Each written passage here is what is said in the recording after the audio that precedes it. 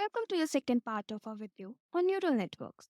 Today, we will learn about two critical aspects of neural networks: activation functions and hyperparameters. Activation functions are crucial elements of a neuron's decision making process. They allow neural networks to model complex relationships between inputs and outputs. Let's understand them better. Remember the neuron we discussed earlier? After receiving inputs and applying weight, the neuron calculates the sum and adds a bias term. Now let's understand the role of activation function here. The weighted sum of inputs is given to the activation function. Then the activation function performs a calculation on this weighted sum. It compares the result of the calculation to a threshold. If the result is greater than the threshold, the neuron fires and produces an output. Otherwise, it remains inactive and produces no output. Now, there are two main types of activation functions: linear activation functions and nonlinear activation function. One of the most straightforward activation function is the linear one, also known as the identity function. The linear activation function simply passes the weighted sum plus bias as the output.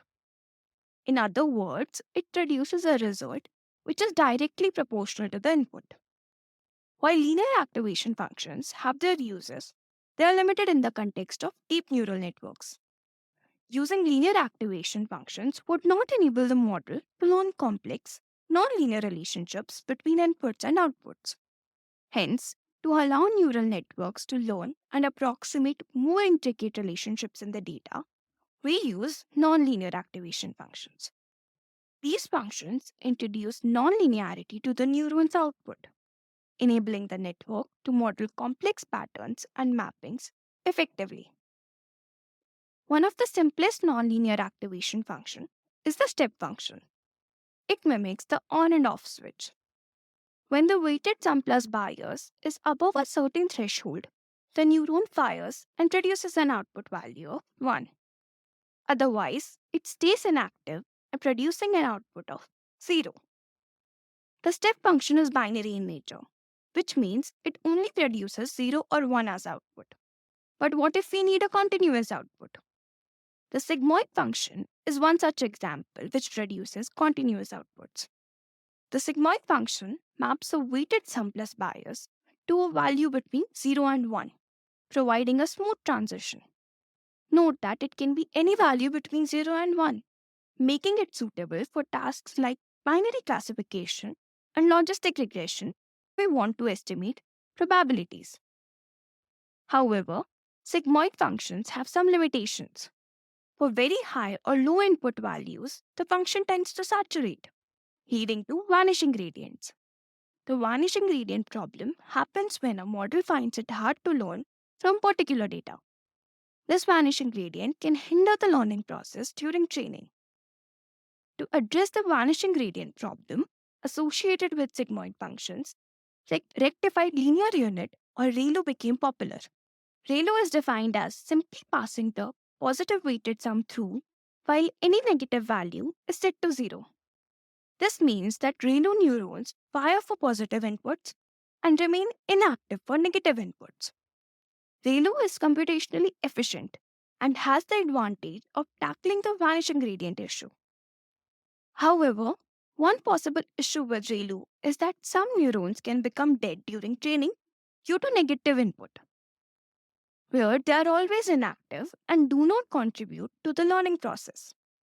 To overcome this, variations like Leaky ReLU introduce a small, non-zero gradient for negative input, allowing the neuron to learn even for negative values. Now that we understand activation functions, let's understand hyperparameters. Hyperparameters are like the setting of a neural network that govern its learning process. They play a critical role in determining how the neural network adapts and optimizes itself during training. The learning rate determines how much the model adjusts its weight based on the calculated error during training. A small learning rate might make the process slower, while a large one could cause the model to overshoot optimal weights. The number of hidden layer and neurons per layer impacts the neuron's capacity to learn complex patterns. Too few hidden layers might not capture intricate relationships, while too many could lead to overfitting. Another important hyperparameter is the batch size. During training, the data is divided into batches, and the model updates its weight based on the average error of each batch. Large batch size can lead to faster training, but it requires a lot of memory.